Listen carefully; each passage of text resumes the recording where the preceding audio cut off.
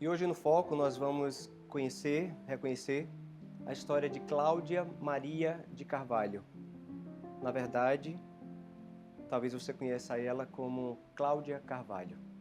Há 26 anos, jornalista, fique com um pouco da sua trajetória e de o porquê ela ter se tornado jornalista. Eita, que negócio mais autobiográfico. Posso? Ai, quando é que eu começo?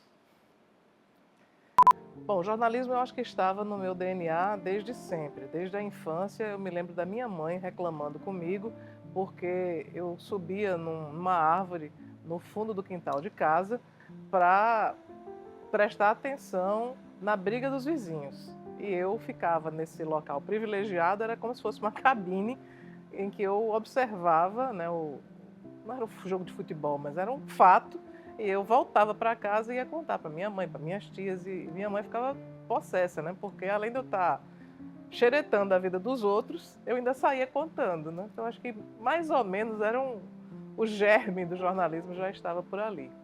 Eu nasci em João Pessoa, mas por alguns motivos familiares, João Pessoa não era um terreno muito seguro para minha mãe, principalmente. Então, nós nos mudamos, eu, meu pai e minha mãe, para inicialmente um distrito de Jacaraú, que à época se chamava Vila Retiro, e hoje já foi emancipado e se chama Cidade de Pedro Regis. Pedro Regis, inclusive, era amigo do meu pai.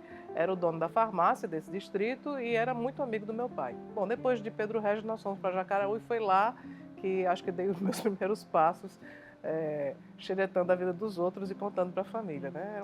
Era o meu microcosmos jornalístico. Mas meu pai teve uma participação decisiva, embora ele não soubesse, e se ele soubesse, ele teria reprimido, né, na minha decisão de ser jornalista. Porque meu pai... Tá.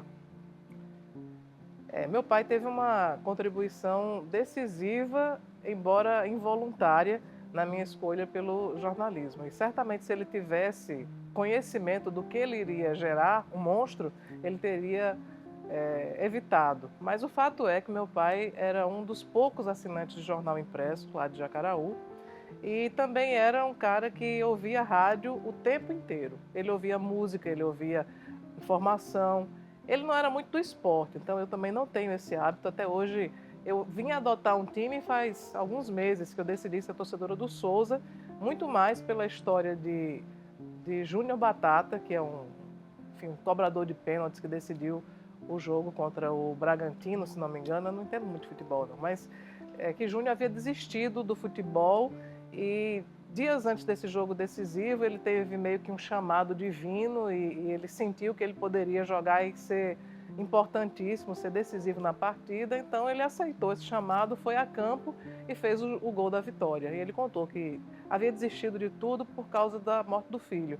Tinha morrido de leucemia. Então, as histórias sempre me capturaram. Então, a história de Júnior Batata fez com que eu me tornasse torcedora do Souza, porque também acho muito bacana a gente torcer por um time do nosso estado, né? Porque se a gente não defender o nosso quintal, quem é que vai fazer isso?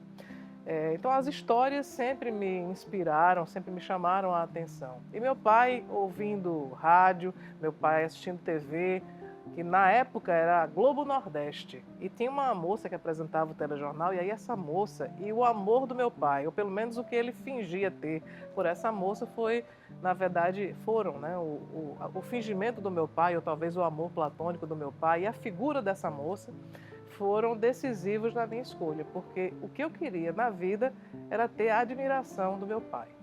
Então, quando eu nunca pensei nisso assim friamente como eu estou contando hoje, mas muita gente me perguntava como é que você se tornou jornalista, se não tem nenhum jornalista na família, se você morre de timidez, porque eu sou essencialmente uma pessoa muito, muito tímida. Eu já fui patologicamente tímida, hoje eu sou razoavelmente, mas eu queria isso, eu queria que meu pai olhasse para mim com a admiração que ele olhava para aquela moça.